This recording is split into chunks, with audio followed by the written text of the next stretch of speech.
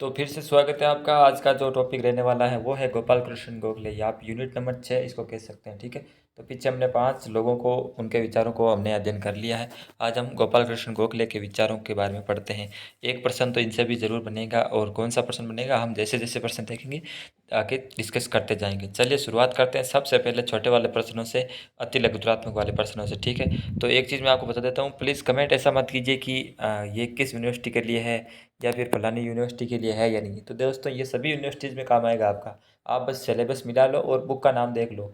तो बुक का नाम क्या है, अपने यूनिवर्सिटी की वेबसाइट पे जाकर आप सिलेबस डाउनलोड करके उसमें मिलान कर लो। ठीक है, तो 99% सिलेबस सेम ही रहता है सभी यूनिवर्सिटीज़ का, चाहे वो राजस्थान की कोई भी यूनिवर्सिटी हो या फिर इंडिया लेवल की भी कोई भी यूनिवर्सिटी हो। ठीक है, आपको गोपाल कृष्ण गोखले को सभी यूनिवर्सिटीज़ में पढ़ना ही पड़ेगा। तो चलिए शुरुआत करते हैं बिना किसी टाइम वेस्टिंग के। तो पहला प्रश्न आता है कि गोखले द्वारा वर्णित कोई 4 प्रमुख आर्थिक विचार बताइए। तो आर्थिक विचार गोखले के, जैसे कि मैंने आपको हर वीडियो के अंदर बताया है कि हमें ज़्यादातर या तो आर्थिक विचार पूछे जाएंगे किसी भी दार्शनिक के, जैसे कि राजा राममोहन राय के आर्थिक विचार, स्वामी दयानंद सरस्वती के आर्थिक विचार, या गोखले के आर्थिक विचार। ठीक है, और या फिर सामाजिक विचार, या फिर शिक्षा से संबंधित विचार और नारी से संबंधित विचार। तो इन प्रकार के 4-5 प्रश्न आपसे पूछे जा सकते हैं। अब वो विचारक कोई भी दे देता है। ठीक है, तो फिलहाल हम गोखले के बारे में पढ़ रहे हैं। तो गोखले के विचार क्या थे आर्थिक, ठीक है, तो वो देखते हैं। तो इन्होंने सबसे पहले तो स्वदेशी का समर्थन किया, ये बिल्कुल स्वदेशी के समर्थक थे, और औद्योगिक विकास पर इन्होंने बल दिया। ठीक है, फिर अनुचित करों को कम करने के पक्षधर थे, और भारत में मुक्त व्यापार नीति अहित करे, ये इन्होंने कहा था। मुक्त व्यापार नीति का मतलब ये है कि जो विदेशों से जो हम व्यापार करते हैं ना, इंटरनेशनल जो ट्रेड करते हैं, वो अहित कर बताइए, यानी वो उस नुकसान है उसके बताइए।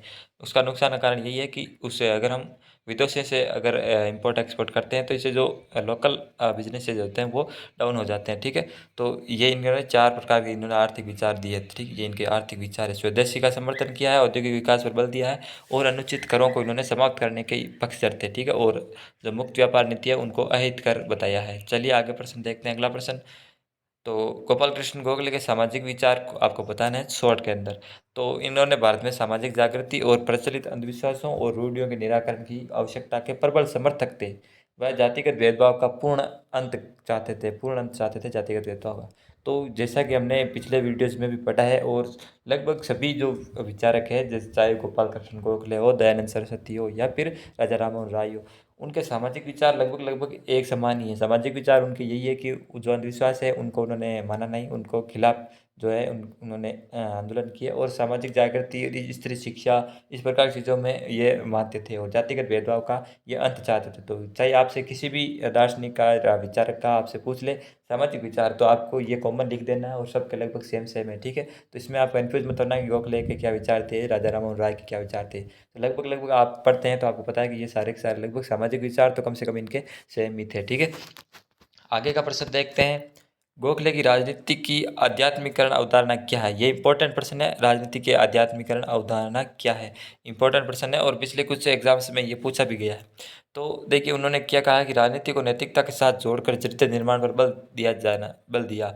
वह श्रेष्ठ सत्य की प्राप्ति के लिए श्रेष्ठ साधनों को अपनाने की वकालत करते थे। ठीक है, ये इनके आध्यात्मिकरण, यानी राजनीति में अध्यात्म, ये इनके उदाहरण थी। ठीक है, यानी कि राजनीति में नैतिकता होनी चाहिए, और उस राजनीति का मकसद हमें चरित्र निर्माण पर भी मतलब फोकस करना चाहिए। ठीक है, राजनीति का मतलब केवल राजनीति नहीं होना चाहिए, ये इनकी अवधारणा है। ठीक है, उम्मीद करता हूँ आप समझे होंगे। आगे का प्रश्न देखते हैं। गोखले का राजनीतिक वसीयतनामा क्या है। यह भी मोस्ट इंपॉर्टेंट क्वेश्चन है, आप इसको तो ज़रूर याद करेंगे, और ये प्रश्न ही ज़्यादातर एग्जाम में पूछा जाता है अगर गोपाल कृष्ण गोखले का कोई प्रश्न पूछा जाएगा तो देखिए राजनीतिक वसीयतनामा गोपाल कृष्ण गोखले का यह है कि यह भारत में सुधारों के संबंध में गोखले के अंतिम प्रस्ताव थे, इसलिए इन्हें गोखले का राजनीतिक वसीयतनामा कहा जाता है। अब ये अंतिम प्रस्ताव थे कि भारत में क्या क्या सुधार होने चाहिए। अब वसीयतनामा आपको मतलब पता होगा कि किसी व्यक्ति की अगर मृत्यु होने वाली है तो लास्ट के अंदर वसीयतनामा तैयार किया जाता है उसकी प्रॉपर्टी वगैरह बांटने के लिए। ठीक है, तो उसको वसीयतनामा कहा जाता है। तो इसी प्रकार जो राजनीति का वसीयतनामा है गोखले का, उन्होंने ये मतलब लास्ट सुझाव दिए थे कि भाई भारत में क्या क्या सुधार होने चाहिए, तो इसलिए इसको वसीयतनामा कहा जाता है राजनीति का। ठीक है, ये इनके लास्ट सजेशन थे कि भाई राजनीति में सुधार किस प्रकार होना चाहिए। आगे का प्रश्न देखते हैं। गोखले के राजनीतिक वसीयतनामा का उद्देश्य क्या था। ठीक है, उद्देश्य उनका यही था कि भाई भारत के संवैधानिक और प्रशासनिक स्तर पर सुधार होना चाहिए। ठीक है, भारत की जो संवैधानिक व्यवस्था है और प्रशासनिक व्यवस्था है, ठीक, उनमें सुधार होना चाहिए। अंग्रेजों के टाइम की बात है, क्योंकि ये अंग्रेजों के टाइम समकालीन जो है थे, तो उनके विचार भी उस प्रकार रहने वाले हैं। ठीक है, अगला प्रश्न देखिए, साधनों के प्रति गोखले के प्रति गोखले के दृष्टिकोण को परिभाषित कीजिए। साधनों के प्रति, जो साधन है, जो प्रोडक्ट्स हैं, उनके प्रति। तो श्रेष्ठ साहित्य की प्राप्ति के लिए श्रेष्ठ साधनों को ही अपनाना जाना चाहिए। ये लाइन आपको इम्पोर्टेंट है और हाँ, जैसी है वैसी आपको याद करनी है। अगर आपसे ये प्रश्न पूछ ले कि साधनों के प्रति गोखले के दृष्टिकोण क्या है, तो आपको यही लिखना है कि श्रेष्ठ साध्य और उनके प्राप्ति के लिए आपको श्रेष्ठ साधनों को ही अपनाया जाना चाहिए। यानी बेस्ट चीज़ के लिए आपको बेस्ट प्रोडक्ट चाहिए। इंग्लिश में अगर आप समझना चाहें, अगर आपको कोई बेस्ट चीज़ चाहिए, बेस्ट वैल्यू चाहिए, तो आपको उसके लिए बेस्ट प्रोडक्ट ही भी चाहिए। ठीक है, इनका मतलब आप ऐसे समझ सकते हैं। आगे का प्रश्न देखिए, गोखले द्वारा बहिष्कार का विरोध क्यों किया जाता था? जो बॉयकॉट वाला चीज़ है, उन्होंने इसका विरोध किया है कि भाई किसी भी चीज़ का बॉयकॉट सही नहीं है। ठीक है, तो विरोध क्यों किया जाता था, वो आपसे प्रश्न पूछ रहा है। तो गोखले बहिष्कार से सहमत नहीं थे क्योंकि उनके मन में एक उग्र विचार था जो अपने आप में ही प्रतिशोध की भावना का संकेत देता था। ठीक है, यानी बहिष्कार का विचार उनके मन में एक उग्र विचार था कि भाई बहिष्कार बिल्कुल बेकार चीज़ है। ये अपने आप में प्रतिशोध की भावना का संकेत देता है कि हम किसी भी चीज़ से मतलब प्रतिशोध चाहते हैं, बदला चाहते हैं, इसलिए हम उसका बॉयकॉट करते हैं, उसका बहिष्कार करते हैं। ठीक है, तो ये गोपाल कृष्ण गोखले का विचार है बॉयकॉट से संबंधित। यानी कि जो बॉयकॉट है, जो बहिष्कार है, वो हमारे मन में एक उग्र भावना है, प्रतिशोध है, वो उस प्रतिशोध की भावना होती है, तो इसलिए ये इसका समर्थन नहीं करते थे। भाई ये प्रतिशोध का समर्थन तो वैसे भी नहीं करेंगे। फिर देखिए, गोपाल कृष्ण गोखले द्वारा स्थापित संस्था का नाम इम्पोर्टेंट प्रश्न है ये भी, और ये अति लघुतात्मक प्रश्न में आने के चांसेस रहते हैं। तो गोपाल कृष्ण गोखले की जो संस्था थी उन्होंने स्थापित की, वो थी servants of India society, most famous थी, और कॉम्पिटिटिव एग्जाम में भी इनका प्रश्न बनता है। ठीक है, सर्वेंट्स ऑफ इंडिया सोसाइटी। अगला प्रश्न देखिए, भारत सेवक समाज को स्पष्ट कीजिए। ये भी इम्पोर्टेंट है, भारत सेवक समाज। तो भारत सेवक समाज देखिए क्या था कि इनकी स्थापना 12 जून 1950 को की थी। वह इस संस्था के माध्यम से योग्य और प्रतिभाशाली नवयुवकों को प्रशिक्षण देकर देश के लिए समर्पण की भावना के साथ उन्हें सार्वजनिक जीवन में कुशल बनाना चाहते थे। ठीक है, ये मतलब जो यूथ है, जो युवक है, उनको ट्रेनिंग देना था, और उन ट्रेनिंग के माध्यम से क्या कि वो देश के किसी भी सार्वजनिक जीवन है उसमें कुशल करना चाहते थे। यानी ये ट्रेनिंग वाला कुछ सिस्टम था भारत सेवक समाज। ठीक है, इसकी स्थापना पूछ सकते हैं आपसे, 12 जून 1950 को, याद रखिएगा।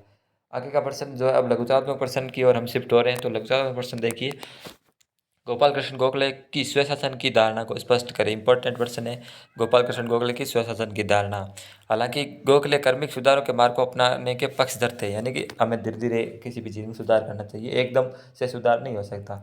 तो ये इस चीज़ के समर्थक थे, लेकिन इन सुधारों का अंतिम लक्ष्य भारत के लिए स्वशासन की प्राप्ति थी। जो भी उस समय सुधार ये बता रहे थे, उनका अंतिम लक्ष्य यही था कि भाई भारत को स्वशासन मिल जाए। ठीक है, उनका मानना था कि ब्रिटिश नौकरशाही के फलस्वरूप प्रशासन में जो आर्थिक और अन्य दोष प्रवेश कर चुके हैं, उनका निराकरण स्वशासन द्वारा ही हो सकता है। यानी कि जो भी चीज़ें, बुरी चीज़ें अब इंडिया के अंदर आ चुकी है, जो राजनीति में या फिर एडमिनिस्ट्रेशन में, तो उनका जो समाधान है वो हम स्वशासन से कर सकते हैं। ये ब्रिटिश तो वैसे भी नहीं करने वाले हैं।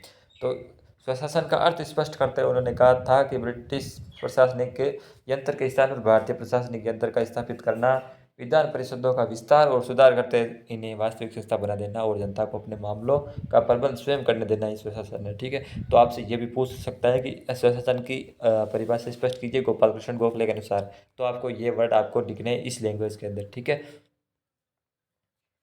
तो आज के वीडियो में हम इतना ही कवर करेंगे, क्योंकि लंबा वीडियो आप देखेंगे नहीं, तो इसलिए आज के हम अति लघुत्मक प्रश्न ही किए हैं। अगले वीडियो के अंदर हम लघुत्मक प्रश्न करेंगे, और फिर एक निम्नात्मक प्रश्न जो है आपको पीडीएफ के अंदर देखने को मिल जाएगा। ठीक है, डिस्क्रिप्शन में लिंक दे दूंगा मैं, जब ये पीडीएफ पूरी अवेलेबल होगी। ठीक है, तो आप इसको बाई कर सकते हैं मिनिमम कॉस्ट के अंदर, या फिर आप टेलीग्राम पर भी ज्वाइन कर सकते हैं ऐसी और पीडीएफ जानने के लिए। ठीक है, उम्मीद करता हूँ वीडियो पसंद आया होगा। जय हिंद, जय भारत।